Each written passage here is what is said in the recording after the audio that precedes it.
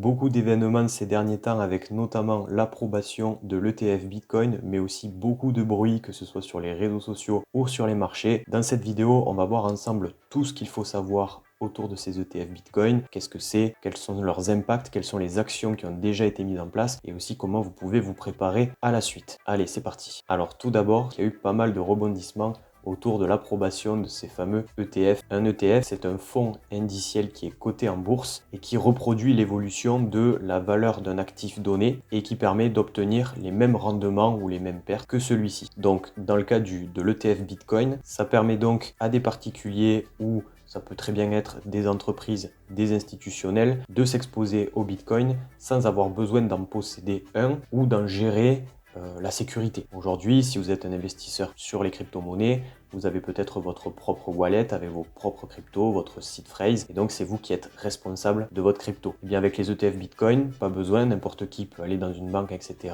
s'exposer au Bitcoin sans les posséder et obtenir les mêmes rendements qu'une personne qui en possède. Alors ça a des avantages, ça a des inconvénients, il y a aussi toutes les questions autour de la valeur du Bitcoin qui est quand même le peer-to-peer, le fait de vraiment avoir la propriété de ces actifs. Donc ça, c'est des choses qui se discutent, mais en tout cas, c'est un beau coup de projecteur et une vulgarisation un petit peu de l'univers des crypto-monnaies au grand public. Donc ce qui s'est passé, c'est que déjà le 9 janvier, autour de 23 h, on a eu un post du président de la SEC, Gary Gensler, qui a annoncé l'approbation des ETF Bitcoin. Donc là, ça s'est enflammé sur les réseaux, ça en a parlé partout, ça commençait déjà à spéculer, sauf qu'en fait, quelques minutes plus tard, une annonce officielle de la SEC qui annonce que leur compte Twitter a été piraté, donc que c'était mauvaise annonce, que les ETF Bitcoin ne sont pas encore acceptés. Donc là, ça entraîne une petite chute du Bitcoin autour de 2000 $, mais pas plus. Donc on voit que ça n'a pas non plus eu un impact mirobolant.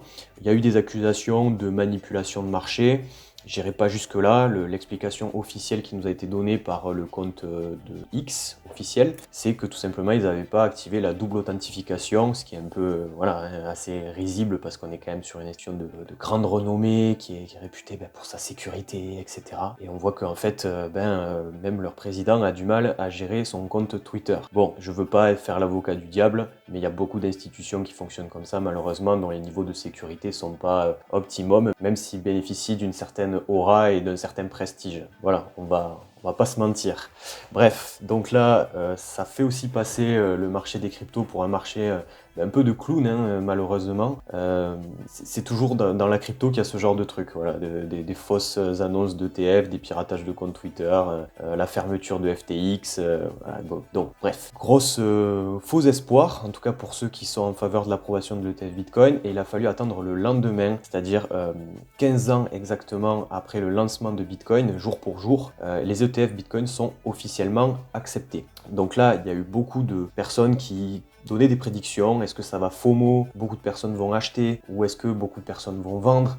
En fait, ça n'a pas trop impacté Bitcoin. Sa dominance a un petit peu baissé là sur les derniers jours et on a beaucoup de liquidités qui sont rentrées aussi sur les altcoins et Ethereum qui a eu une très belle réponse et qui était un peu encéphaloplat depuis quelques mois. Là, ça y est, il se réveille, mais à part ça, on n'a pas eu de mouvement majeur. Qu'est-ce qui peut expliquer cette absence apparente de réaction? La première, j'en avais parlé sur ma dernière vidéo, c'est que les institutionnels qui ont les ETF Bitcoin peuvent très bien échanger directement avec des exchanges comme Coinbase. Ils peuvent se mettre d'accord pour acheter, je dis n'importe quoi, 100 Bitcoin à 40 000 $. Si Coinbase, c'est leur prix d'achat, il est inférieur à 40 000 $, ça reste une bonne affaire pour eux et ils peuvent directement les fournir à cette institution sans passer par le marché classique et donc sans avoir aucun impact sur les cours. Donc c'est pas parce qu'il y a des ETF qui arrivent que forcément il y a des liquidités qui rentrent sur le marché. On va voir que ça devrait être le cas logiquement sur les mois et peut-être les années à venir, mais à l'instant T, pas forcément. Et l'autre raison qui explique qu'il n'y a pas eu beaucoup de mouvements, c'est peut-être que le Bitcoin était déjà pricé. On a déjà des liquidités qui sont rentrées plusieurs semaines avant l'approbation de l'ETF Bitcoin. Donc en apparence, des institutions qui se préparaient et qui commençaient déjà à accumuler du Bitcoin en réserve pour pouvoir les proposer à leurs clients. Donc forcément, quand l'annonce arrive, eh ben, rien de spécial, personne achète, personne vend. Il y a eu forcément du mouvement, il y a le fameux Buy the rumor, sell the news. Donc il y a peut-être des personnes qui en ont profité pour prendre des profits, c'est peut-être votre cas. Mais en tout cas, ça a tenu bon et il n'y a pas eu un dump significatif du Bitcoin.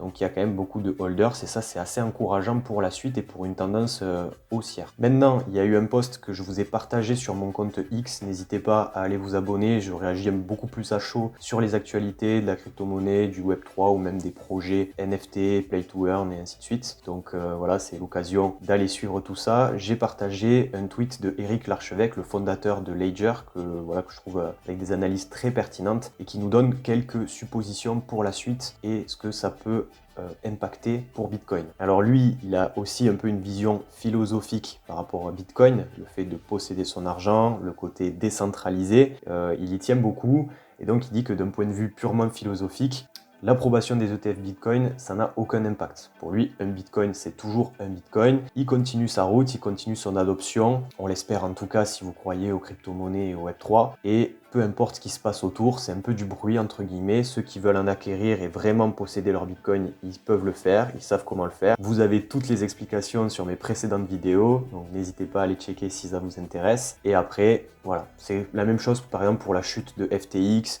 des autres scandales qu'il y a pu avoir ou que même il y aura peut-être dans le futur, et il y en aura certainement, hein, vu que c'est un écosystème encore assez jeune, mais malgré tout, Bitcoin est là, le protocole est lancé, il continue sa route, les personnes lui donnent plus ou moins d'importance, et c'est peut-être ça aussi l'essentiel. Ensuite, d'un point de vue qu'on dit narrative, donc c'est la manière dont on parle de Bitcoin, dont les médias se saisissent de l'affaire, il y aura toujours des détracteurs, des personnes qui s'y opposent fermement à cette approbation. Malgré tout, ça va faire de la publicité. Il va y avoir ces institutions qui vont faire de la pub, faire du marketing pour vendre leurs nouveaux produits. Ça, pour eux, ils gagnent des intérêts, donc c'est assez intéressant et ça va pousser Bitcoin. Donc on peut s'attendre aussi à de la presse majoritairement positive de la part de ces institutions, et on n'oublie pas quand même les BlackRock et autres qui ont une force de frappe assez phénoménale et qui du coup peuvent influencer l'opinion publique sans grande difficulté. Sur le prix, comme le dit toujours Eric Larchevêque, ça peut avoir un impact, mais comme on l'a vu, pas tout de suite, ce sera plutôt à moyen terme. Déjà, il a résisté au fameux Sell the News, ce qu'on disait tout à l'heure, mais ensuite, ça va avoir encore un énorme afflux de fonds. Ça avait déjà commencé avec le pricing un peu du Bitcoin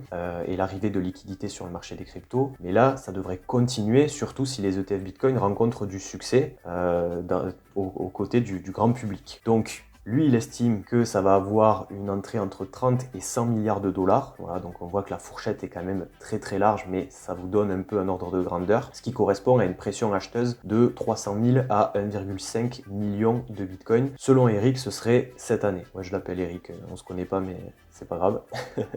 Et ce qu'il faut faire, c'est qu'il faut quand même le mettre, savoir prendre du recul, pas juste prendre une news comme l'ETF Bitcoin, mais il y a aussi le halving qui devrait arriver en avril, donc d'ici 3 mois à peu près.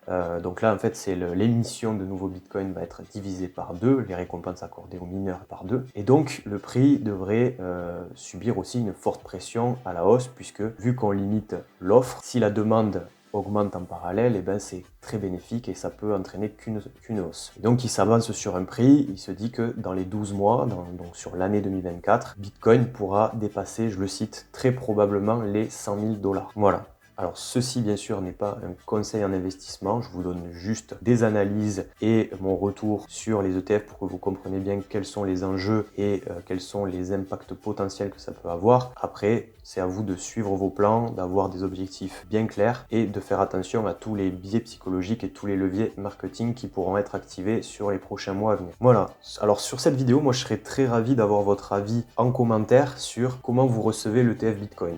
Parce que globalement, pour les spéculateurs, les gens sont assez contents, surtout ceux qui se sont positionnés pendant le bear market et où ils ont pu avoir du Bitcoin à 16 000, 17 000, 20 000 dollars. Clairement, voilà, annoncer une tendance haussière comme ça, c'est que du bénéfice pour eux. Encore faut-il savoir prendre ses profits. Je pourrais faire une vidéo là-dessus si ça vous intéresse. Mais peut-être qu'il y a des personnes qui, le fait que le Bitcoin soit instrumentalisé comme ça par des grandes institutions, par des banques, eh bien ça va un peu à l'encontre aussi de la philosophie et des valeurs de Satoshi Nakamoto, son créateur. Moi voilà, ça m'intéresse vraiment de savoir qu'est-ce que vous faites par rapport à ça. Est-ce que ça a un impact sur votre stratégie à venir, que ce soit sur le portefeuille Bitcoin, mais aussi sur les altcoins, si vous êtes dessus. Voilà, on échange en commentaire, comme je vous ai dit sur la vidéo de début d'année, même si YouTube, on a l'impression que c'est un peu passif, où je fais une vidéo et après vous commentez et je peux éventuellement répondre. Sachez que je lis tous vos commentaires et qu'on peut très bien répondre en dessous, commenter vos commentaires, voilà, et faire une petite discussion en dessous de chaque pour débattre, pour apporter de nouvelles informations. Ce sera avec grand plaisir, donc n'hésitez vraiment pas. Et puis si vous voulez soutenir la chaîne pour cette année 2024, c'est vous qui la faites vivre et ça me fait extrêmement plaisir d'être avec vous depuis 2021. Passez à liker, à partager sur vos réseaux et puis ce sera un grand plaisir de produire de nouveaux contenus pour vous et pour que vous puissiez vous épanouir dans cet écosystème Web3. Sur ce, je vous souhaite une excellente journée et à très bientôt sur YouTube ou sur X. Salut!